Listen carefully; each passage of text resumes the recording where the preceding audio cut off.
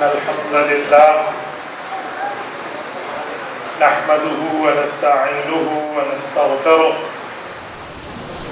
ونعوذ بالله من شرور أنفسنا ومن سيئات أعمالنا قال الله تبارك وتعالى ما كان محمد أبا أحد من رجالكم ولكن رسول الله وخاتم النبيين وكان الله بكل شيء عليما عن أبي هريرة رضي الله تعالى عنه قال قال رسول الله صلى الله عليه وسلم أنا آخر الأنبياء وأنتم آخر الأمم رواه الإمام الهمام البزار في مسنده صدق الله العظيم وبلغنا رسوله النبي الأمي الكريم ونحن على ذلك لمن الشاهدين والشاكرين والحمد لله رب العالمين. معزز دوستو، آج 14 ستمبر 2023 بروز جمعرات ہے، اور اس وقت جب میں آپ سے مخاطب ہوں، جمعیت علماء اسلام کے سینئر رہنما حضرت مولانا حافظ حمداللہ، ان پر ابھی قاتلانہ حملہ ہوا ہے کوئٹہ کے علاقہ مستونگ میں، اور وہ اپنے تقریباً 7 ساتھیوں سمیت زخمی ہیں. دعا فرمائیں اللہ پاک ان کو صحت عطا فرمائے اور اللہ جل شانہ اس قربانی کو قبول فرمائے. حضرت حافظ صاحب کو اللہ تعالیٰ دوبارہ اپنے پاؤں پہ کھڑا فرمائے. ڈاکٹرز کے مطابق تو ان کی حالت خطرے سے باہر ہے، لیکن میں ارباب اقتدار، ارباب اختیار سے ایک بات کا سوال کرنے میں حق بجانب ہوں کہ آخر مسئلہ کیا ہے کہ جو جماعت دین اسلام کی خدمت کے ساتھ ساتھ ملک و قوم کی خدمت میں بھی پیش ہے، اور چترال کے فلک بوس چوٹیوں سے لے کر کراچی کے سمندر کے ساحلوں تک لاکھوں کارکنان پر، لاکھوں علماء کرام پر مشتمل جماعت جو 100% پرامن ہے، اس کے ساتھ ایسے معاملات کا مطلب کیا ہے؟ کیا اسلام کے ساتھ اور ملک کے ساتھ ٹھہرنے کی یہ سزا ہے؟ اور اس کے ساتھ ساتھ میں آپ حضرات سے بھی اور اپنے علماء کرام سے بھی اور جماعت کے تمام قائدین سے بھی دست بستہ، جسے کہتے ہیں نا، ہمبلی ریکویسٹ کرنا چاہ رہا ہوں کہ اپنی حفاظت کا بندوبست خود کریں. حکومت نے ہماری حفاظت نہیں کری، ہم اپنی حفاظت کا خود بندوبست کر کے چلیں. انشاءاللہ تعالی رب کریم آپ سب حضرات کے اوپر کرم کا معاملہ فرمائے. میرے دوستو، عقیدہ ختم نبوت صلی اللہ علیہ وآلہ وسلم کانفرنس ہے، تو عقیدہ ختم نبوت کے متعلق میں چند معروضات آپ کی خدمت میں پیش کر رہا ہوں. سب سے پہلی اور بنیادی بات یہ ہے کہ رسول پاک صلی اللہ علیہ وآلہ وسلم کو ہم آخری نبی مانتے ہیں، تو اس آخری نبی کا مطلب کیا ہے؟ آخری نبی کا مطلب یہ ہے کہ حضور پاک کے بعد نایا کوئی نبی پیدا نہیں ہوگا. یہ لفظ کیوں بول رہا ہوں؟ اسی لیے کہ جب ہم کہتے ہیں حضور پاک آخری نبی ہیں، تو آگے ایک لفظ کہتے ہیں جو پھر قادیانی سوال کر لیتا ہے. وہ ہم یہ لفظ کہہ دیتے ہیں کہ حضور کے بعد کوئی نبی نہیں آئے گا. بات تو ٹھیک ہے، لیکن لفظی پکڑ میں قادیانی سامنے آتا ہے کہ عیسیٰ علیہ السلام تو آئیں گے. تمہارا عقیدہ اور نظریہ ہے کہ حضرت عیسیٰ علیہ السلام نے قیامت سے پہلے نازل ہونا ہے، تو جب حضرت عیسیٰ علیہ السلام نے آنا ہے تو حضور کے بعد تو نبی آ گیا، تو لہٰذا تم کیسے کہتے ہو حضور آخری نبی ہیں؟ حالانکہ حضرت عیسیٰ حضور پاک کے بعد نہیں آئیں گے، وہ حضور سے پہلے آئے ہوئے ہیں. وہ دوبارہ کوئی سی ڈیوٹی سر انجام دینے آئیں گے. ان کے ذمہ ایک کام ہے کہ انہوں نے آ کے دجال کو قتل کرنا ہے. امام مہدی کا ساتھ دے کر حضرت امام مہدی رحمہ اللہ کے معاملات میں ساتھ رہ کر دین اسلام کا نفاذ کرنا ہے اور یاجوج ماجوج اور دجال کے خلاف جہاد کرنا ہے. اتنی سی بات ہے. تو وہ کوئی نئے نبی نہیں ہوں گے، نمبر 1. نمبر 2، وہ حضور پاک کے بعد پیدا نہیں ہوئے ہوں گے، بلکہ ان کی نبوت تو نبی علیہ السلام کے آنے سے پہلے انجیل لے کر پوری ہو چکی ہے. تو ہم یہ جملہ بولیں نا کہ حضور پاک علیہ السلام آخری نبی ہیں، حضور کے بعد کوئی نبی نہیں آئے گا، اس کے بجائے یوں کہہ دیں کہ حضور پاک علیہ السلام آخری نبی ہیں، نبی پاک کے بعد کوئی نبی پیدا نہیں ہوگا، تو سوال ہی پیدا نہیں ہوگا، اس پر سوال ہی نہیں ہو سکتا، تو معاملہ ٹھیک ہو جائے گا. تو اسی لیے لفظ بولنے میں بندہ اپنی معاملات کے سامنے رکھ کے بولے. تو جب رسول اللہ صلی اللہ علیہ وسلم آخری نبی ہیں، نبی پاک صلی اللہ علیہ وسلم کے بعد کوئی نبی پیدا نہیں ہوگا، تو اس بارے میں عقائد اور نظریات میں ہمارے پاس قرآن و سنت سے دلائل ہیں. میں چند دلیلیں آپ کی خدمت میں رکھتا ہوں، توجہ رکھنا تاکہ ہم اس جلسے سے اٹھیں تو ہمارا وقت قیمتی بنا ہوا ہو اور ہم یہاں سے کوئی پیغام لے کر جائیں. نبی پاک علیہ السلام آخری نبی ہیں، تو اس بارے میں قرآن کریم کو کھول لیتے ہیں. سورۃ البقرہ کا پہلا صفحہ کھول لو. اللہ تعالیٰ نے ختم نبوت کے لیے ایک آیت کی بات فرمائی ہے. فرمایا والذین یؤمنون بما انزل الیک وما انزل من قبلک وبالآخرۃ هم یوقنون. اللہ تعالیٰ فرماتے ہیں اے لوگو، صحابہ کرام کے ایمان کا معاملہ یہ ہے کہ یہ لوگ پچھلی کتابوں پر بھی ایمان لاتے ہیں، حضور پاک کی کتاب پر بھی ایمان لاتے ہیں، اور پھر قیامت پر ایمان لاتے ہیں. اس آیت کی تفسیر اٹھائیں تو مولانا مفتی محمد شفیع عثمانی رحمہ اللہ نے خاتم النبیین کامل میں اس آیت سے استدلال کرتے ہوئے لکھا ہے کہ اللہ نے ایمان لانے کی 3 چیزیں بیان فرمائی ہیں. پہلی کتابیں جو تورات ہے، زبور ہے، انجیل ہے، اس پر ایمان لانا. دوسری وجہ قرآن کریم پر ایمان لانا. اور تیسری وجہ قیامت پر ایمان لانا. فرمایا حضور پاک کے بعد اور قیامت سے پہلے کوئی نیا نبی آنا ہوتا، کوئی نئی کتاب آنی ہوتی، کوئی نبوت کا معاملہ قائم اور باقی ہوتا، تو اللہ فرماتے ایمان کی 4 وجہ ہیں. پہلی کتابوں پر ایمان لانے والی، دوسری قرآن پر، تیسری حضور پاک کے بعد نئی کتاب پر، چوتھی قیامت پر. اللہ نے یوں نہیں فرمایا بلکہ یوں فرمایا پہلی کتابیں، پھر قرآن، پھر قیامت. پتہ چلا قرآن کے بعد قیامت آئے گی، نئی کتاب نہیں آ سکتی. حضور پاک کے بعد قیامت آئے گی، نیا نبی نہیں آئے گا. حضور پاک کے بعد قیامت آئے گی، نئی شریعت نہیں آئے گی. تو یہ قرآن کریم کا پہلا صفحہ بتا رہا ہے. تو بہت آسان دلیل ہے، شرط یہ ہے کہ ہم ان دلائل کو یاد کرنے والے بن جائیں. اب توجہ رکھنا، میں آپ کو ایک بات سمجھانے لگا ہوں عقیدہ ختم نبوت کے حوالے سے. اگر عقیدہ ختم نبوت پر ہمارے نوجوانوں کو ہم بنیادی طور پہ دلائل سمجھا دیں تو کبھی بھی ہم قادیانیوں کے، مرزائیوں کے پروپیگنڈے میں نہیں آئیں گے. پتہ ہے یہ آج کل موبائل ہم سب کے پاس ہے، موبائل میں ہم نے آئی ڈیز بنائی ہوئی ہیں انٹرنیٹ پر، اور بعض اوقات مسلمان بندہ اپنی آئی ڈی سے قادیانیوں کی چیزیں شیئر کر لیتا ہے، اسے پتہ نہیں چلتا. میں آپ کو ان کی 2-4 نشانیاں بتاتا ہوں. ٹوپی بھی مسلمانوں کی طرح پہنیں گے، پگڑی بھی مسلمانوں کی طرح پہنیں گے، شکل بھی مسلمانوں کی طرح داڑھی والی ان کی ہوگی، لیکن قادیانیوں کی نشانیاں سمجھ جائیں.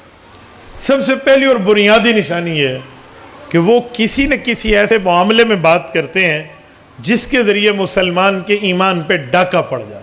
مثلا قادیانی چاہتا ہے کہ حضور پاک علیہ السلام کی توہین کو ہم عام کر دیں، تو وہ جو توہین اور گستاخی کے جملے لکھے گا کبھی مسلمان اس کو آگے نہیں پھیلائے گا. لیکن وہ ایک کام کرتے ہیں، ہمارا عام مسلمان پھنس جاتا ہے. وہ حضور پاک کی گستاخی کے لفظ لکھ دیتے ہیں اور اوپر یوں کاٹا لگا کے لکھیں گے لعنت بھیج کر آگے شیئر کر دو. جو ہمارا مسلمان ہے، سادہ بندہ ہے، جس نے آئی ڈی رکھی ہے، وہ سمجھتے ہیں لعنت بھیج کر آگے پھیلاؤں گا تو ظاہری بات ہے قادیانیوں کے خلاف جائے گا. حالانکہ یوں نہیں ہے. جب لعنت بھیج کر آگے پھیلائیں گے تو حضور پاک کی گستاخی آگے شیئر ہو رہی ہوگی، نبی پاک علیہ السلام کی توہین کی چیز ہم آگے پھیلا رہے ہوں گے، اور وہ لعنتی اپنے بات میں کامیاب ہو جائے گا کہ وہ حضور پاک کی گستاخی کو عام کرتا. تو اس کا حل کیا ہے؟ اب اس کا حل سنیں. حضور پاک صلی اللہ علیہ وسلم کے دور میں جب کافر، مشرک، دشمن، بے ایمان لوگ حضور پاک کی گستاخی کرتے تھے نا، تو صحابہ کرام حضور پاک کے گستاخ کا تو جو کام کرتے وہ تو پوری دنیا کو پتہ ہے، لیکن حضور پاک کی تعریف کو عام کرتے، گستاخی کو پاؤں کے تلے رکھتے. آج ہم بھی کہیں گستاخی کی پوسٹ دیکھیں، کہیں گستاخی کی آئی ڈی دیکھیں، کہیں گستاخی کا لفظ دیکھیں، ہم اس کو رپورٹ کر کے ڈیلیٹ کروائیں، نہ کہ ہم آگے شیئر کروائیں. بہت سی چیزیں ایسی ہوتی ہیں. بعض اوقات آخر وقت میں جا کے پتہ چلتا ہے کہ بندہ قادیانی ہے. معاملات سامنے نہیں ہوتے، معاملات اس حد تک آ جاتے ہیں کہ عام بندہ سمجھتے پتہ نہیں کیا معاملہ ہے. اب میں عقیدہ ختم نبوت کانفرنس میں ایک نقطہ مزید آپ کو سمجھانے لگا ہوں. ہمارے علماء کرام کہتے ہیں لوگوں حضور پاک آخری نبی ہیں. جو لوگ حضور پاک کو آخری نبی نہیں مانتے، ان قادیانیوں کی مصنوعات کا بائیکاٹ کرو. جو چیزیں انہوں نے بنائی ہیں دنیا میں بیچنی ہیں، جیسے شیزان ہے، شیزان کمپنی قادیانیوں کی ہے، ایسے اسٹیپلیزر میں ہے، ایسے کاٹن میں ہے، ایسے بہت سی چیزیں ہیں ان کی جو قادیانی مصنوعات ہیں، تو ان کا بائیکاٹ کرو. تو جو ہمارا مسلمان سادہ ہوتا ہے نا، وہ قادیانیوں کے دام تصویر کو نہیں جانتا، تو ہم سے ایک سوال کرتا ہے، یار ایک بات ہے، یہ موبائل بھی تو کسی کافر نے بنایا، یہ تو عیسائی یہودیوں نے بنایا، آپ ان کے بائیکاٹ کی بات تو نہیں کرتے، آپ قادیانیوں کے بائیکاٹ کی بات کرتے ہیں. کیا مطلب ہے؟ اب مسئلہ یہ ہے کہ وہ بنیادی فرق نہیں سمجھتا جو میں سمجھانے لگا ہوں. قادیانیوں میں اور دوسرے کافروں میں بہت بڑا فرق ہے. یہودی اور عیسائی مسلمان نہیں ہے لیکن سچے نبی کا پیروکار ہے. نہیں سمجھے؟ عیسائی کس نبی کے پیروکار ہیں؟ حضرت عیسیٰ علیہ السلام. حضرت عیسیٰ علیہ السلام سچے ہیں یا جھوٹے ہیں؟ سچے نبی ہیں. یہودی کس نبی کے پیروکار ہیں؟ حضرت موسیٰ علیہ السلام سچے ہیں یا جھوٹے ہیں؟ سچے ہیں. ان کے اوپر جو کتابیں اللہ نے نازل کی تھی وہ اللہ کی کتاب تھی یا نہیں تھی؟ اللہ کی کتاب تھی. تو وہ سچے نبی کے پیروکار ہیں. وہ صرف اس وجہ سے غیر مسلم ہے کہ پہلے سچے کو مانا ہے، آخری سچے کو نہیں مانا، حضور علیہ السلام. لیکن قادیانیوں کا معاملہ اس سے اور ہے. قادیانیوں کا نبی بھی جھوٹا نبی ہے، ان کی کتاب بھی جھوٹی کتاب ہے. یہ فرق ہم نہیں سمجھتے. اگر ہم اس فرق کو محلوظ خاطر رکھیں کہ قادیانیوں کا معاملہ عام کافروں والا نہیں ہے. دیکھو پاکستان میں ہندو ہیں، ہماری لڑائی ہوتی ہے ان سے، کیا ہم نے ان سے پھڈا ڈالا ہوا ہے؟ وہ اپنے مذہب کے پابند ہیں، اپنا کام کر رہے ہیں. پاکستان میں دوسرے مذاہب کے لوگ ہیں، کبھی ہم ان سے لڑے ہیں؟ مسئلہ قادیانی سے آتا ہے. کیوں؟ وجہ ہندو خود کو ہندو کہتا ہے، عیسائی خود کو عیسائی کہتا ہے، یہودی خود کو یہودی کہتا ہے، سکھ خود کو سکھ کہتا ہے، پارسی خود کو پارسی کہتا ہے. پر قادیانی وہ کافر ہے جو خود کو مسلمان کہتا ہے. مسئلہ یہ ہے ہم بنیادی فرق نہیں سمجھتے. اچھا جب عقیدہ ختم نبوت کا جلسہ ہوتا ہے تو لوگ ہم سے ایک سوال کرتے. میں کچھ دنوں پہلے نوشہرہ گیا، وہاں ہمارے ایک مولانا ہے بھائی ریان صاحب، مجھے وہ کہنے لگے کہ استاد جی ہمارے ہاں یہ ایک پرچی ہے، اس کا جواب دے دیں. ہاں جی کیا پرچی ہے؟ کہتے ہیں ہمارے یہاں لوگ پوچھتے ہیں کہ قادیانیوں کے خلاف جلسہ کیوں کرتے ہو؟ اس علاقے میں تو کوئی قادیانی نہیں ہے. اس علاقے میں کوئی قادیانی ہے؟ کہتے جی کوئی نہیں ہے، سارے مسلمان ہیں. تو مولویوں کو کیا پڑی ہے کہ مرزائیوں کے خلاف بات کرتے؟ ادھر کوئی مرزائی تو نہیں ہے. تو کہتے اس سوال کا آپ جواب دیں. تو جب میرا بیان شروع ہو تو میں نے وہی پرچی سامنے رکھ کے لوگوں سے پوچھا. میں نے کہا بھائیو مجھے ایک بات بتاؤ، ادھر اذان کے منکر کتنے ہیں جو کہتے ہیں ہم اذان نہیں مانتے؟ انہوں نے کہا ہماری بستی میں تو سارے لوگ اذان مانتے ہیں. میں نے کہا پھر اذان دینا چھوڑ دو. نہیں سمجھے؟ اذان کوئی نہیں انکار کرتا، اذان چھوڑ دو. نماز کا انکار کوئی نہیں کرتا، نماز چھوڑ دو. روزے کا انکار کوئی نہیں کرتا، روزہ چھوڑ دو. کرو گے؟ کہتے نہیں وہ دین ہے. تو میں نے کہا ختم نبوت بیان کرنا دین نہیں ہے؟ خدا کے بندے ہم مرزائیوں کے لیے بیان نہیں کرتے، ہم اپنے مسلمانوں کے لیے بیان کرتے ہیں کہ ہمارے نبی آخری نبی ہیں، اس کے دلائل یہ ہے. تم نے پتہ نہیں کیا سمجھ رکھا ہے سادے بندو کہ ہم ان کو سنانے کے لیے جلسہ کرتے ہیں. اچھا میں آپ کو ایک بات پوچھتا ہوں، مرزا قادیانی نبوت کا دعویٰ کرتا ہے 1901 میں. کس وقت؟ 1901 میں. اب 2023 ہے. آج سے 123 سال پہلے اس بے ایمان نے نبوت کا جھوٹا دعویٰ کیا ہے, تو اس کو تو 150 سال بھی نہیں ہوئے اس کے دعوے کو, اور ہمارے نبی کو آئے ہوئے کتنے سو سال ہو گئے؟ 1400 سال. اب 15ویں صدی شروع ہے. اگر قادیانیوں کے لیے ختم نبوت تھی تو پھر پہلے بیان نہیں کرنی چاہیے تھی مرزے سے پہلے, حالانکہ مرزے سے پہلے بیان ہوتی آ رہی ہے. تو یہ مرزائیوں کے ضد میں ہم بیان نہیں کرتے, ہم آخری نبی کے امتی ہیں, اپنے نبی کا کردار سنانے کے لیے بیان کرتے ہیں. یہ میں غلط فہمیوں اور پروپیگنڈے کو توڑ رہا ہوں, اس لیے کہ لوگوں کے دماغ میں خیال آئے گا شاید میرے یہاں جانے کے بعد کوئی ہمارے میزبانوں سے پوچھے اتھا کوئی مرزائی ہے؟ اجی کوئی نہیں. تو کیوں صدا آوے مولوی کو ختم نبوت کانفرنس کرن, ایک مرزائی کوئی نہیں, خواہ مخواتے ہی میں مولوی آ کے گڑدھال پاتا ہو. کوئی کیسے کہہ دے؟ تو میں ایک بات پوچھتا ہوں, بھائی بھالو مرزائیاں دے سر کو, اسا تو مسلمان ہے, اسا اپنے نبی دی گال نہ سنو, ہم اپنے نبی کا کردار سننے کے لیے. جب آج مسئلہ یہ ہے کہ ہم جلسہ اس لیے کرتے ہیں اس کو سناؤ, اس کو سناؤ, اس کو سناؤ. بھئی جلسہ اس لیے کرو کہ خود کو سناؤ. جلسے کی بنیاد اس لیے ہو, بیان کی بنیاد اس لیے ہو کہ خود کو سناؤ.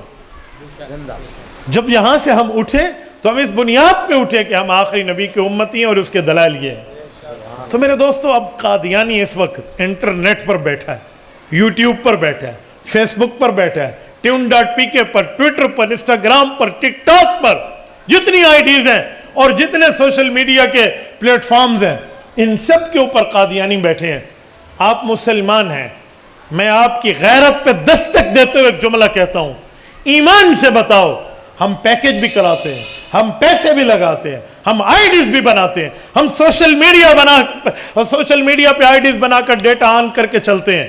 مجھے بتائیں پورے دن میں جو ہمارا ڈیٹا استعمال ہوتا ہے یہ اللہ کے دین کے لیے کتنا ہوتا ہے اور 2 نمبر چیزوں کے لیے کتنا ہوتا ہے؟ رات کو سوتے وقت ذرا اندازہ لگا لیا کرو کہ آج پورے دن میں میرے موبائل کا ڈیٹا چلا ہے, اس میں کتنے ایم بیز اور کتنی جی بیز چلی ہیں حضور پاک کے لیے, اللہ کے لیے, نبی کے صحابہ کے لیے, اہل بیت کے لیے, علماء فقہاء اور دینداری کے لیے یا دنیا داری کے لیے. آپ فیصلہ کر لیا.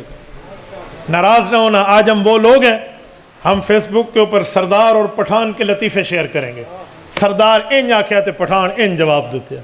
بھائی ہم اس لیے مسلمان ہیں, یہ اللہ کو جواب دیں گے. اور کوئی بندہ گانے شیئر کرے گا, کوئی فلم شیئر کرے گا, کوئی خواتین نامحرم کی تصویریں شیئر کرے گا, اور اللہ معاف کرے کسی کا داؤ چلے تو کسی کی ماں بہن بیٹی کی کوئی ویڈیو بنا کے اس کو بلیک میل کرے گا. کیا جواب دیں گے اللہ کو؟ کیا جواب ہوگا؟ مائیں بہنیں اور عزتیں سب کی سانجھی ہوتی ہیں. اگر آپ کی بہن بہن ہے تو میری بہن بھی تو بہن ہے نا. اگر آپ کی اماں قابل احترام ہے تو میری اماں بھی تو قابل احترام ہے. اگر آپ کی بیٹی قابل احترام ہے تو ہماری بیٹیاں بھی تو قابل احترام ہے. آج ہم ایک دوسرے کی بیٹیوں کی عزتیں یہاں اچھالیں, ہم ان کی تصویروں کے اوپر کوئی 2 نمبریوں کے معاملات کریں, کوئی ویڈیوز کی بات کریں, بتائیں ہم اللہ کو کیا جواب دیں گے؟ اور سنو, یہ جو ہاتھ ہے یہ فیس بک پہ استعمال ہوتا ہے, یوٹیوب پہ ہوتا ہے. میں آپ کو مثال دے رہا ہوں. مثلا یہ لاک لگا, ہم نے اس کو یوں کیا اور یہ کھل گیا, یہ تھمب کا لاک ہے. انگوٹھا لگا ہے, فوراً چل گیا. میرا ایک سوال ہے, یہ جو قرآن کریم میں اللہ نے انگلیوں کی بات کی ہے, ہاتھ کی بات کی ہے, وہ کس لیے کی ہے آپ کو پتہ ہے؟ سورۃ قیامہ رکوع نمبر 1 رب کریم کیا فرما رہے ہیں؟ اللہ تعالیٰ فرماتے ہیں بلا قادرین علی ان نسوی بنانا. فرمایا بلا قادرین علی ان نسوی بنانا, اے لوگو تمہارا رب اس بات پہ قادر ہے کہ تمہیں فنگر پرنٹ بھی قیامت میں لوٹا کے دے گا. بنانا اسے کہتے ہیں پورا, یہ کچھ طرح کے جاتے ہیں ڈوڈنا, یہ جو ہمارے ہاتھ پہ ہے, یہ انگلی میں. رب فرماتے ہیں اس پہ لگا ہوا فنگر پرنٹس بھی واپس کروں گا. یہ اللہ نے 1400 سال پہلے فنگر پرنٹس کی بات فرمائی ہے جب دنیا فنگر پرنٹ کو جانتی نہیں تھی. سائنس نے اس کے اوپر ریسرچ کر کے فنگر پرنٹ ایجاد کیا ہے. آج دنیا کے ایک بندے کا فنگر پرنٹ دوسرے بندے سے نہیں ملتا. خالق کے کائنات نے اس حد تک اس کو سکیور بنایا ہے. توجہ رکھنا, جب اللہ تعالیٰ نے اس طرح بنایا ہے، اور آج ہم یہی ہاتھ، یہی انگلی، یہی فنگر پرنٹ 2 نمبر طریقے پہ استعمال کریں گے۔ میرے بھائیوں بتاؤ، کل قیامت میں جو رب فرماتا ہے کہ میں تمہارے فنگر پرنٹس واپس کروں گا، اس کا کیا مطلب ہے؟ اے جیرا مکالا ایم اللہ اسی اللہ دا حساب گھنسی، یہ مراد ہے کہ تمہارے ہاتھوں نے جو کیا ہوگا۔ تو مجھے بتائیں، جو ہمارے ہاتھوں نے جو کچھ کیا ہے اللہ اس کا حساب لے گا۔ اگر ہم ان ہاتھوں سے روزانہ ختم نبوت کی پوسٹ شیئر کریں، ان ہاتھوں سے اپنے سوشل میڈیا پر عظمت صحابہ کے لیے کام کریں، عظمت اہل بیت کے لیے کام کریں، اللہ کے دین کے لیے کام کریں، اور رسول اللہ کی ختم نبوت کے تحفظ کے لیے کریں، مجھے ایمان سے بتاؤ کل قیامت میں بدلہ ملے گا، اجر ملے گا یا نہیں ملے گا؟ آج ہمارے ہاں تو یہ حال ہے، آج ہمارے ہاں معلومات تک نہیں ہے ہمیں۔ آج عقیدہ ختم نبوت کی کانفرنس میں ہم جمع ہیں، تو ایک بات ذہن میں رکھو میرے دوستو، رسالت مآب علیہ السلام کی ختم نبوت کا تحفظ کریں گے تو اس ترتیب پہ کریں گے کہ ہمارے ہاتھ بھی کل قیامت میں اللہ کے رسول کے لیے گواہی دے۔ اچھا، میں ایک جملہ مزید کہتا ہوں، یہ جو زبان ہے، جس کے پاس آج زبان کی طاقت ہو تو وہ اس بندے پر حاوی ہو جاتا ہے جس کے پاس زبان کی طاقت نہیں ہوتی، وہ اس پہ چڑھ جوڑتا ہے۔ لیکن ایک توجہ رکھنا، اللہ فرماتے ہیں قیامت میں تمہاری زبان بند کر دوں گا۔ سورۃ یاسین جو آپ اور ہم دونوں پڑھ رہے ہیں، آپ اٹھائیے سورت کا 4تھا رکوع، الیوم نختم علی افواہہم، تمہارے زبان کو اللہ فرماتے ہیں مہر لگا کے بند کر دیں گے۔ جب زبان ہی بند ہو جائے گی، بندہ جو گونگا ہو جائے تو کیا جواب دے گا؟ حساب کتاب کیا ہوگا؟ جب زبان ہی بند ہے تو بتائیں کہ کیسے اللہ نماز پڑھی تھی یا گناہ کیا تھا؟ جب زبان ہی بند ہے تو اللہ سے شیئر کیسے کریں گے کہ اللہ نیکی کی تھی یا غلطی کی تھی؟ تو رب فرماتے ہیں میں خالق کو، میرے پاس ساری ترتیبیں ہیں۔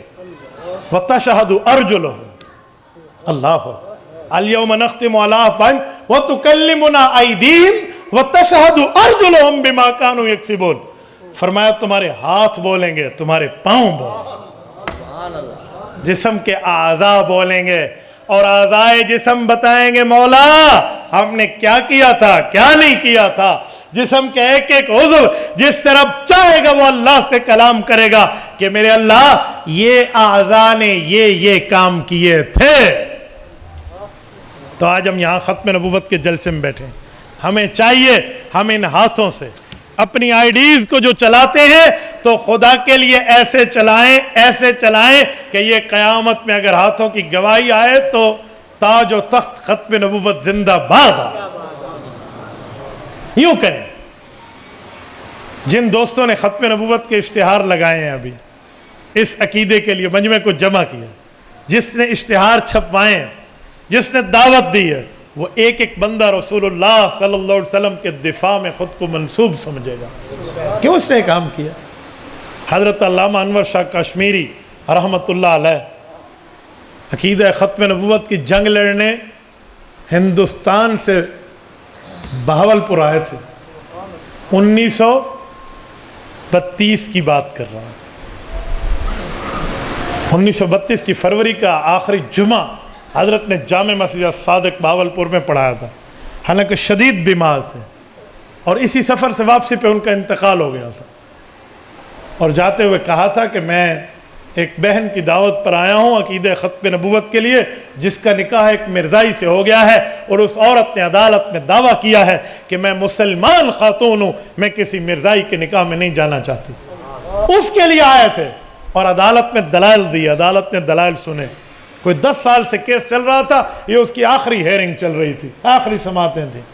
تو حضرت نے جاتے ہوئے بہاولپور کے نواب تھے نا، نواب محمد صادق رحمۃ اللہ علیہ، انہوں نے شکریہ ادا کیا تو کہا میرا شکریہ یہ ہے محمد صادق اگر زندہ رہا تو یہ فیصلہ خود سننے آؤں گا، اور اگر دنیا سے چلا جاؤں تو اس فیصلے کو میری قبر پہ سنا دینا۔ اور حضرت دنیا سے رخصت ہو گئے تھے، اس سید زادے کی قبر پہ نواب صادق صاحب بہاولپور سے ڈھابیل گئے، اور وہاں پہ جا کے ان کی قبر پہ ٹھہر کے انہوں نے وہ فیصلہ سنایا۔ یہ ہے عقیدہ ختم نبوت کے لیے کام۔ یہ آج نام حضرت عطا اللہ شاہ بخاری کا آپ کی مسجد میں لکھا ہے، اس سے دنیا واقف نہیں ہے یہ کون شخصیت ہے۔ پتہ ہے ان کے لیے کیا کہتے ہیں کہ ان کی آدھی زندگی ریل میں گزری ہے، آدھی جیل میں گزری ہے۔ ریل میں کا کیا مطلب؟ یہ ریل کے کوئی چلانے والے تھے وہاں کے، کوئی کنڈکٹر تھے، کوئی ٹی ٹی تھے ریل کے، کوئی ٹکٹ چیکر تھے وہاں کے؟ جی نہیں، ریل میں گزرنے کا معنی ہے کبھی سندھ جا رہا ہے تو کبھی ہند جا رہا ہے، کبھی سکھر آیا ہے تو کبھی بکھر آیا ہے۔ یہ عطا اللہ شاہ بخاری نے ختم نبوت کا ڈنگا پڑا۔ اچھا مجھے بتائیں، آج آپ اور ہم لوگ، دنیا ہمیں کہتی ہے حضرت آپ چند دن دے دیں ہم آپ کو عمرہ کرا لیں، کیوں؟ آپ ختم نبوت کا کام کرتے۔ مجھے کتنی آفرز ہوتی ہیں، عطا اللہ شاہ بخاری کو کوئی آفر نہیں ہوئی ہوگی، اس کو کسی نے حج پہ نہیں کہا، دنیا کہتی تھی، پر بخاری ایک جواب دیتا تھا کہ میں رسول اللہ کی خاندان کا حسنی حسینی سید ہوں، حضور پاک کا نواسا ہوں۔ آج مرزا قادیانی کی ذریت میرے ملک میں عقیدہ ختم نبوت کو بھونک رہی ہے، اور میں حضور پاک کے پاس تب جاؤں جب ان لوگوں کے اوپر فتح حاصل کروں، اور وہاں جاؤں تو اپنے نانا کو یہ کہہ سکوں، نانا جان میں آپ کے ختم نبوت کا کام کر کے آیا ہوں، یہ کیا پاؤں؟ تو کہا ایسے میں کیسے جاؤں؟ پوری زندگی نہیں گئے، شدید خواہش کے باوجود حضرت نہیں جا سکے کہ حضور کو کیا منہ دکھاؤں گا جا کر کہ مرزائی کتے یہاں ختم نبوت کو پڑے ہوئے ہیں۔ یہ ہے عقیدہ ختم نبوت میں ہمارے کابرین کا، حیران ہو جاتا ہے بندہ۔ حضرت عطا اللہ شاہ بخاری رحمۃ اللہ تعالی علیہ، ایک نام، آج بھی ان کا نام آئے نا تو جسم میں ایک جذبہ اٹھ پڑتا ہے۔ ان کی قبر پہ جائیے، میں ملتان الحمدللہ کئی مرتبہ حضرت قبر پہ گیا ہوں، ٹھہر کے ایک بات سوچتا ہوں، وہ کہتے ہیں نا گردن نہ جھکی جس کی جہانگیر کے آگے، ہے اس کے نفس گرم سے گرمی ہے احرار۔ علامہ اقبال رحمۃ اللہ علیہ جب مجدد الف ثانی کی قبر پہ سرہند شریف گئے تھے نا، اللہ ہم سب کو ان کی قبر کی زیارت کی توفیق عطا فرمائے۔ سرہند گئے نا علامہ اقبال، تو حضرت علامہ اقبال ان کی قبر پہ ٹھہر کے مجدد الف ثانی کے اس کارنامے کو سلام عقیدت پیش کرتے تھے کہ جہانگیر بادشاہ نے کہا تھا نا کہ دروازہ چھوٹا بناؤ، یہ دلیلوں میں تو ہمارے سامنے نہیں جھکا، جیل تک ہم نے ڈالا، پتہ نہیں کیا سے کیا کیا، کبھی نہیں جھکا، تو چھوٹا دروازہ بنے تاکہ گزرتے ہوئے یہ سر جھکائے ہمارے سامنے۔ تو جب یہ گئے تھے نا، ان نے اس وقت بھی وہاں پاؤں رکھا تھا پہلے کہ میں رسول اللہ کے دین کا وارث ہوں، میں جھکنے نہیں جھکانے آیا ہوں۔ تو علامہ اقبال رحمۃ اللہ علیہ نے اسی کارنامے کو سامنے رکھ کے نا ان کی قبر پہ شعر پڑھا تھا اور فرمایا تھا کہ اس خاک کے ذروں میں ہے شرمندہ ستارے، اس خاک پہ پوشیدہ ہے وہ صاحب اسرار، گردن نہ جھکی جس کی جہانگیر کے آگے، ہے اس کے نفس کرم سے گرمی ہے احرار۔ اور یہی عطا اللہ شاہ بخاری کی قبر پہ بندے کو سمجھ آتا ہے کہ یار کس لہجے میں انہوں نے اس قادیانی کو للکارا تھا کہ جس کے لیے اس کی کمر کے پیچھے انگریز کی طاقت موجود تھی۔ اس وقت کا انگریز صرف حکمران پاکستان کے ایریا کا نہیں تھا، صرف ہندوستان کا نہیں تھا، وہ بر صغیر کے حکمران تھے۔ وہ مالدیپ سے لے کر چترال تک کا علاقہ یہ بر صغیر کہلاتا تھا۔ اس پورے بر صغیر کے سیاہ سفید کے وہ مالک تھے۔ 14,000 علماء کرام کو ایک ایک رات میں دلی کے میدانوں میں لوگوں نے پھانسیاں دی تھی اور توپ کے دہانے پر باندھ کر انہیں اڑایا جاتا تھا۔ اس وقت عطا اللہ شاہ بخاری کی گردن نہیں جھکی۔ یہ وہ ہے تکبیر، تاجدار ختم نبوت زندہ باد، تاجدار ختم نبوت زندہ باد، علماء حق، علماء دیوبند زندہ باد۔ ان اکابرین نے اس طرح کام کیا۔ آج یہاں جلسہ ختم نبوت کا رکھ کر ہمارے اندر اس جذبے کو دوڑانے کی ضرورت ہے۔ اور میرے دوستو، ختم نبوت کے پروگرام پر لوگوں میں ایک اور سوال بھی اٹھتا ہے، وہ پتہ ہے کیا؟ اور اس سوال کا شکار ہمارے بعض اپنے بھی ہو جاتے ہیں۔ کئی مرتبہ مجھ سے اپنے ساتھیوں نے سوال کیا کہ مولانا ختم نبوت کے لیے تو قانون بن چکا ہے کہ کوئی مرزائی خود کو مسلمان نہیں کہہ سکتا، اس کے باوجود بھی آپ ختم نبوت کے جلسے کرتے ہو، کیا ضرورت ہے؟ اس کے لیے تو قانون سازی ہو چکی ہے، منظور بھی ہو گیا۔ میں نے انہیں کہا ایک بات مجھے بتاؤ، کسی جگہ مسجد بنانی ہو اور وہاں پر کفار کی طرف سے دباؤ ہو کہ آپ یہاں اللہ کا گھر نہیں بنا سکتے، اور جب مسلمان اللہ کا گھر بنا لیں تو پھر گھر جا کر سو جائیں کہ اب تو بن گیا اللہ کا گھر، یا اس کی حفاظت بھی کریں گے؟ کہتے ہیں نہیں، بنانے سے پہلے اتنی حفاظت ضروری نہیں تھی کہ اب بن جانے کے بعد جتنی حفاظت کی ضرورت ہے. ہاں تو میں نے کہا جو عقیدہ ختم نبوت پر قربانیاں لگی تھی اس قانون کے لیے، عطا اللہ شاہ بخاری نے 50 سال تحریک چلائی ہے، آدھی صدی. 10 لاکھ آدمی کو گھر سے بے گھر ہونا پڑا، 1 لاکھ بندہ زخمی ہوا، 10,000 نوجوان شہید ہوئے. اتنی قربانی کے بعد اسی مسجد میں وہاں آخری نام حضرت مفتی محمود رحمہ اللہ کے لکھا ہوا ہے، مولانا نواز رحمہ اللہ سے پہلے. اسی مفتی محمود نے قانون منظور کروایا، پوری امت کے تمام مسالک میں بریلوی، دیوبندی، اہل حدیث سب کو لے کر مشترکہ طور پہ منظور کروایا پوری امت کے اتفاق سے. تو جب یہ قانون بن گیا، لاکھوں بندوں کی قربانیوں کے بعد اب ہم گھر میں سو جائیں کہ باہون بڑھ گیا صحیح قانون، یا اس کی حفاظت کرنی پڑے گی. کہتے ہیں حفاظت ہوگی. تو میں نے کہا اس حفاظت کے لیے تو پروگرامز ہو رہے ہیں، اس حفاظت کے لیے تو ہو رہے ہیں. تو میرے دوستو، ختم نبوت کا نظریہ بھولنا نہیں ہے. عقیدہ ختم نبوت وہ عقیدہ ہے جیسے پورے جسم میں دل ہے، ہاتھ کٹ جائے، انگلی کٹ جائے، پاؤں کٹ جائے، کان کٹ جائے، زبان کٹ جائے، آنکھ نکل آئے، بندہ زندہ رہتا ہے، معذور ہوتا ہے لیکن زندہ ہوتا ہے. اور دل کا ایک ٹکڑا کٹ جائے تو بندہ مر جائے گا، چاہے آنکھ، کان، ناک، ہاتھ، پاؤں سلامت ہو. عقیدہ ختم نبوت ہل گیا، پورا اسلام کی عمارت ہل گئی، پوری اسلام کی عمارت متزلزل ہو جائے گی. تو میرے دوستو، اسی لیے عقیدہ ختم نبوت کا تحفظ ضروری ہے، اور عقیدہ ختم نبوت کے اوپر بندہ اپنا تن من دھن لگائے. اور میں ایک بات آپ کو مزید سمجھانے لگا ہوں. ایک شاعر تھے جس کا نام تھا اختر شیرانی. وہ کہتے ہیں ان کے سامنے شراب کے جام آتے نا، وہ شراب پیا کرتا تھا، اور شراب کے جام پی کر نا اس کے بعد مشاعرہ پڑھتا تھا. ایک دن مشاعرہ پڑھ رہا ہے اور جام کے جام چل رہے ہیں، اور نشے میں بالکل وہ ہائی پیک پر پہنچ گیا. تو لوگوں نے اس سے سوالات کیے، مختلف سوال ہوئے، تو وہ ہر سوال کا الٹا جواب دیتا تھا. تو کہتے ہیں مشاعرے میں ایک قادیانی بھی بیٹھا تھا. تو اس نے کہا ویسے نشے میں ہے، کیوں نہ میں اس کے ایمان پہ ڈاکہ ڈالوں. داڑھی بھی کاٹتا تھا وہ شاعر، پتہ نہیں کبھی نماز پڑھی کبھی نہ پڑھی، عام جیسے گناہگاری بندے کے معاملات ہوتے، اللہ محفوظ رکھے. تو اس نے کہا چلو اس کے ایمان پہ بھی ڈاکہ لگا. تو اس نے اٹھ کے سوال کیا تاکہ میں دیکھوں کہ نشے میں ہے تو پھر اس سے اصلی سوال پوچھوں، اصلی داؤ اور اصلی وار کروں. تو اس نے پہلا سوال پوچھا، اختر تو تو بڑا شاعر ہے، واہ واہ ہے. شیرانی یہ بتا، اختر شیرانی نا، کہ تو اتنا بڑا شاعر بنا ہوا ہے تو علامہ اقبال بھی تو ایک شاعر گزرا ہے، تو اس کے مقابلے میں شعر پڑھ سکتا ہے؟ تو یہ تو نشے میں تھا. اس نے کہا جاؤ جا، اقبال تو میرا تکیہ اٹھا کر میرے پیچھے چلے، سمجھے؟ اقبال تو میری خدمت کرے، نوکر بن کے چلے. میں اقبال سے بہت اوپر ہوں.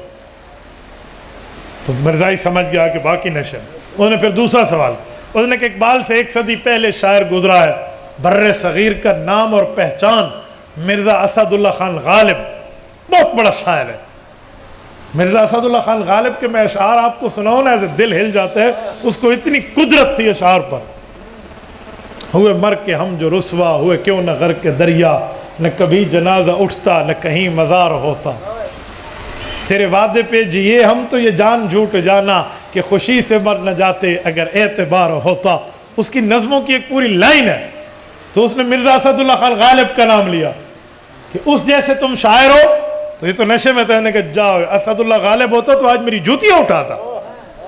اب قادیانی سمجھ گیا کہ اب میں اس کے اوپر اپنا اصلی وار کروں. تو اس نے کہا جب تو اتنا بڑا شاعر ہے تو بتا، آج اگر تیرا نبی محمد الرسول اللہ صلی اللہ علیہ وسلم ہوتے تو کیا اس کے مقابلے میں بھی تو مقابلہ کر سکتا؟ انہوں نے جب یہ سوال کیا نا، گناہگار ضرور تھا لیکن غدار نہیں تھا، وفادار تھا حضور. اس نے ایسے اپنے سر کو چھٹکا ایک دفعہ اور اپنے آپ کو ہوش میں لانے کی کوشش کی. آنکھیں سرخ تھی، خیر یہ کیا سوال کر دے.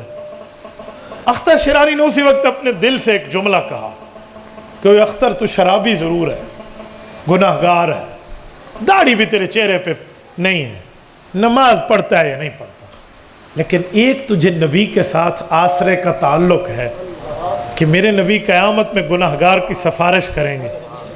اگر ان سب گناہوں کے ساتھ میں کل قیامت میں حضور کے پاس پہنچ گیا تو حضور نے اگر میری سفارش کر دی تو میرا بیڑا تو پار ہے.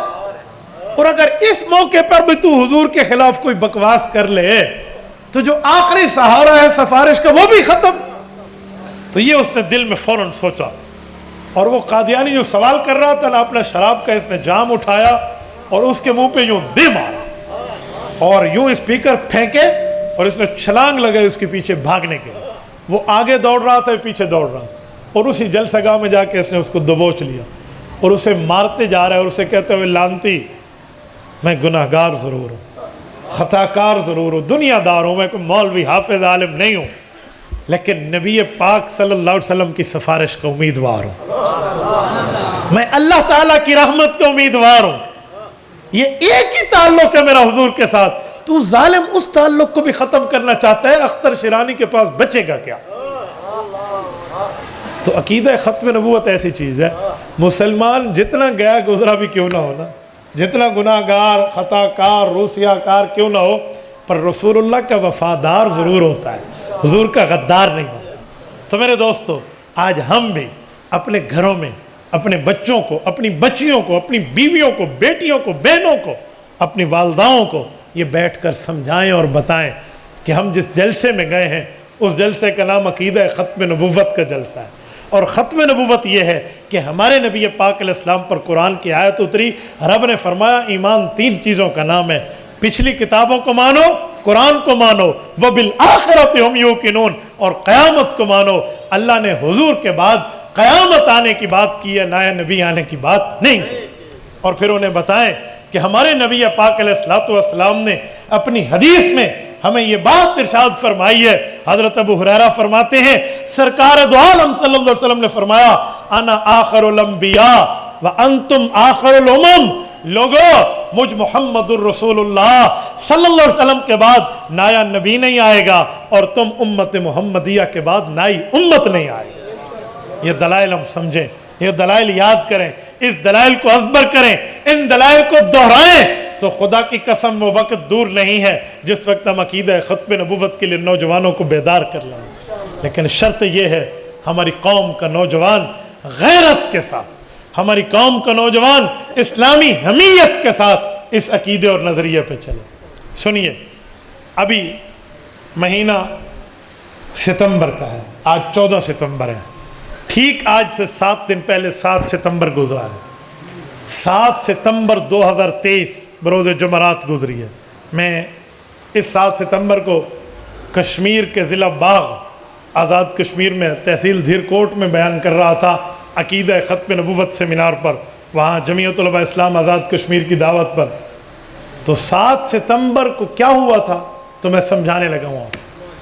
7 ستمبر 1974، آج سے کتنے سال پہلے؟ ایک کم 50 سال پہلے، کیونکہ 1974 ہے تو 2024 میں 50 سال ہوں گے. ابھی 2023 ہے تو ایک کم 50 سال پہلے ہمارے علماء کرام نے، تمام مسلمان مسالک نے مل کر قادیانیوں کے خلاف جو اسمبلی میں قرارداد پیش کی تھی نا، تو اس وقت کی حکومت پیپلز پارٹی کی تھی. جناب ذوالفقار علی بھٹو اس وقت کے پرائم منسٹر تھے. ہمارا اختلاف ہو سکتا ہے، آپ کا بھی ہو سکتا ہے پیپل پارٹی سے، لیکن اس مسئلے پر ذوالفقار علی بھٹو کو خراج تحسین پیش کرتا ہے. یہ بات ہے یار، سیاسی اختلاف کوئی بھی کر سکتا ہے، لیکن میں اس کی بات نہیں کر رہا. میں بات کر رہا ہوں عقیدہ ختم نبوت کے مجاہد بن کے اس نے کام کیا تھا. ہم نے دیکھا نہیں ہے، ہماری زندگیوں سے پہلے کی بات ہے، ہم نے پڑھا ضرور ہے، اکابر سے سنا ضرور ہے. اس بندے نے عقیدہ ختم نبوت پہ جو کام کیا تھا نا، پتہ ہے کیا تھا؟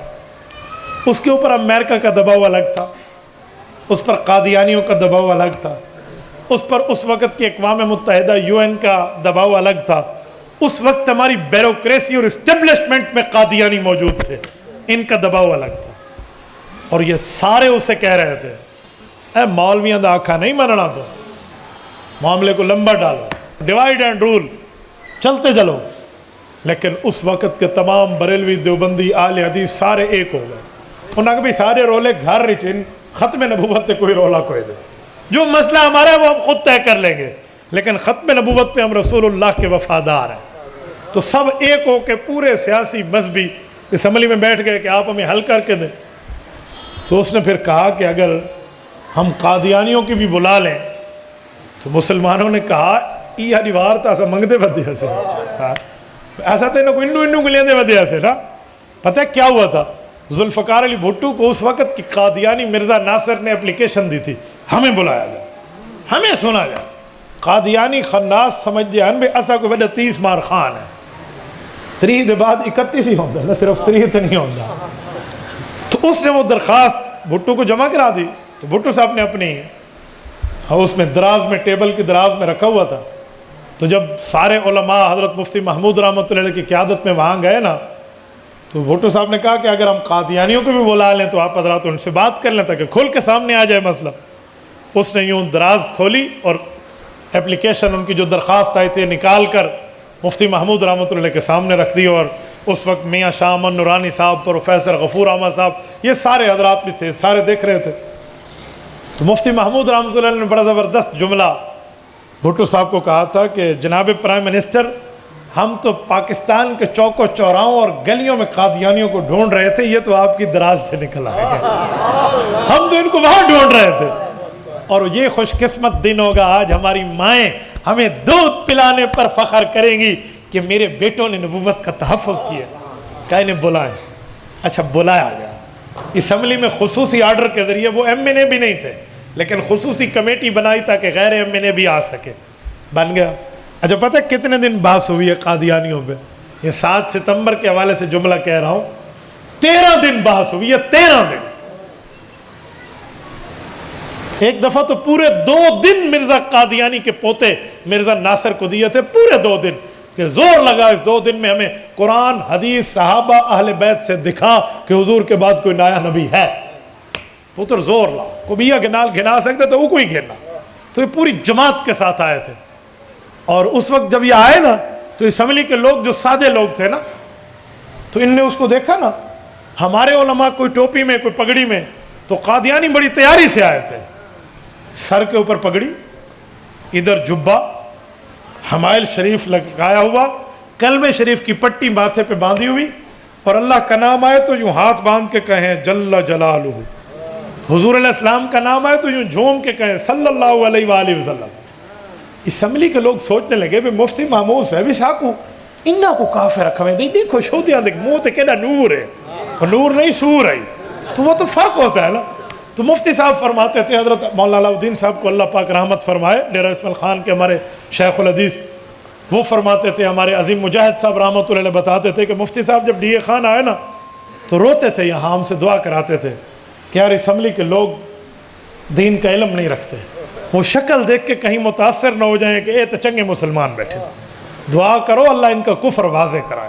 تو کہتے ہیں دنیا جہان کے تمام علماء کرام مساجد میں بیٹھ کر، خانقاہوں میں بیٹھ کر اور مدرسوں میں بیٹھ کر دعائیں کر رہے تھے کہ اللہ اسلام کو فتح دے۔ تو ادھر شروع میں تو لوگ بڑے حیران ہوئے، بھی بڑے نیک دے پترے نے تو بڑے کو چنگی ماں دے بالن، لیکن جس وقت ان کے حوالہ جات سامنے دکھائے نا انہیں کہ مرزا قادیانی آدھے مائے نبیاں میرے 4 صحابین جنہاں کو خلفاء راشدین آدھیں، زالیاں میرے کو ازواج مطہرات آدھیں، یہ میں حضور علیہ السلام دے نعوذ باللہ حضرت حسن حسین ڈوترین میں ڈیڈو ڈوترین، وہ بیمان پوری ترتیب پڑھتا ہے مرزا نا، یہ پوری ترتیب ان کو بتائی گئی کہ مرزا تو اپنے صحابہ بنائے ہوئے، اپنے اہل بیت بنائے ہوئے، اپنے خلفاء راشدین اور اپنے عشرہ مبشرات نے بنا رکھے ہیں۔ اور پھر ایک حوالہ مفتی محمود رحمۃ اللہ نے پیش کیا نا جو فیصلہ کن حوالہ ثابت ہو، مرزے کی کتاب اٹھا کے دکھائی کہ لوگوں تم مرزے کو نبی مانتے ہو؟ تو جتنے مسلمان بیٹھے تھے لوگ نہ آسا حضور صحیح کو منے نہیں ہے، ہم مرزے کو نہیں مانتے۔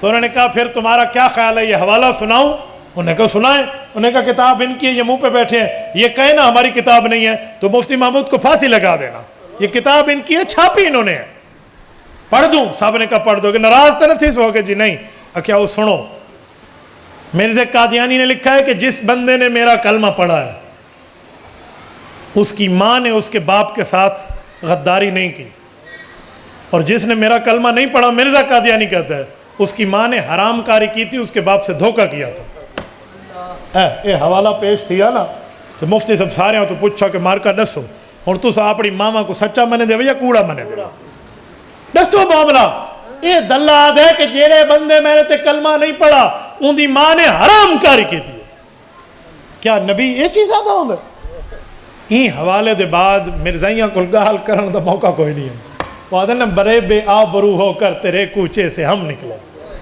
تو یہ مرزائی وہاں سے ذلیل ہو کر نکلے اور پھر قانون بن گیا 7 ستمبر 1974 کا دن وہ یادگار دن ہے جس دن پاکستان کی اسمبلی نے قانون اسلام پر دستخط کیے اور اسلام جیت گیا اور کفر ہار گیا۔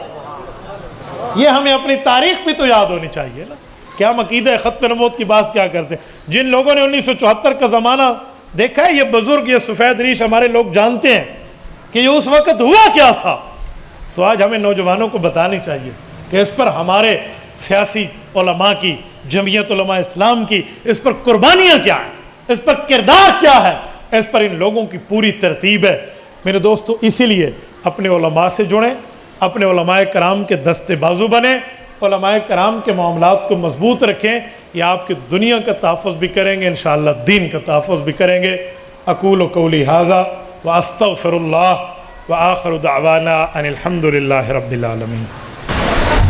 مفتی صاحب سوال ہے، جو جانور اللہ تعالیٰ کے نام کا دیا ہو، اس جانور کے پیسوں سے میں جلسہ کرا سکتا ہوں؟ جی نہیں، جو جانور آپ نے اللہ کے نام پہ دیا ہے وہ اللہ کے نام پہ دیں، اس کو بیچ کے نہ آپ جلسہ کرا سکتے ہیں نہ آپ بچے کا ولیمہ کر سکتے ہیں۔ تو صرف مولویاں دے جلسے تے لو، بالاں دے ولیمے تے نہ آکھا۔ کچھ لوگ کہتے ہیں جب نبی پاک صلی اللہ علیہ وسلم کی شادی 25 سال کی عمر میں ہوئی، 5 سال اولاد نہیں ہوئی، سنی کتابوں میں نبی پاک نے 10 سالوں میں 4 بیٹیوں کی شادی کیسے کی؟ واہ میرا پتر، سبحان اللہ سبحان اللہ، کیا بات ہے!